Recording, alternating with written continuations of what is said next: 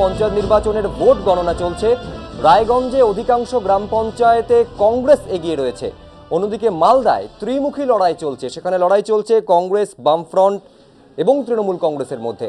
মালদার গাজলে 7টি গ্রাম পঞ্চায়েত আসনের ফল ঘোষণা হয়েছে, যেখানে 6টি আসনে বামেরা জয়লাভ করেছে এবং 1টিতে জয়লাভ করেছে কংগ্রেস।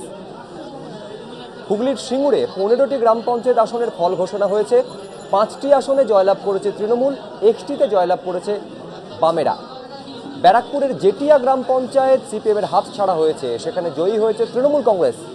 ব্যারাকপুর 2-এর মোহনপুর এবং পাতুলিয়া বামেদের হাত ছাড়া হয়েছে, তৃণমূল কংগ্রেস সেখানে জয়লাভ করেছে। উত্তরবঙ্গের কোচবিহারে যদি আমরা নজর রাখি, সেখানে সিতাইয়ের আদাবাড়িতে জয়ী হয়েছে তৃণমূল কংগ্রেস।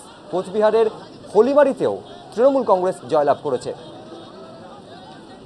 আবার আপনাদের জানিয়ে রাখি, রায়গঞ্জে অধিকাংশ গ্রাম পঞ্চায়েতে কংগ্রেস এগিয়ে রয়েছে। মালদায় ত্রিমুখী লড়াই চলছে।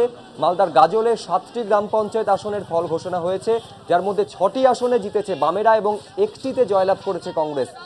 সিঙ্গুরে 15টি গ্রাম পঞ্চায়েত আসনের ফল ঘোষণা হয়েছে। 5টি আসনে তৃণমূল কংগ্রেস জয়লাভ করেছে, 1টিতে বামেরা জয়লাভ করেছে।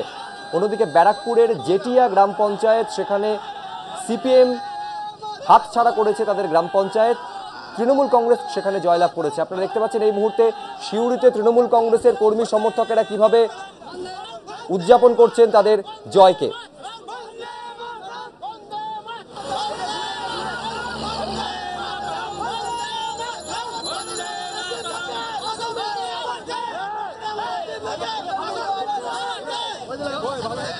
আমরা বীরভূমের সিউড়ি থেকে যদি আমরা উত্তর 24 পরগনার ব্যারাকপুরে নজর রাখি, সেখানে ব্যারাকপুর 2-এর মোহনপুর এবং পাতুলিয়া বামেদের হাত ছাড়া হয়েছে, সেখানে তৃণমূল কংগ্রেস জয়লাভ করেছে। কোচবিহারের সিতাইয়ের আদাবাড়িতে জয়ী হয়েছে তৃণমূল। কোচবিহারের ফলিমারিতে তৃণমূল কংগ্রেস জয়লাভ করেছে।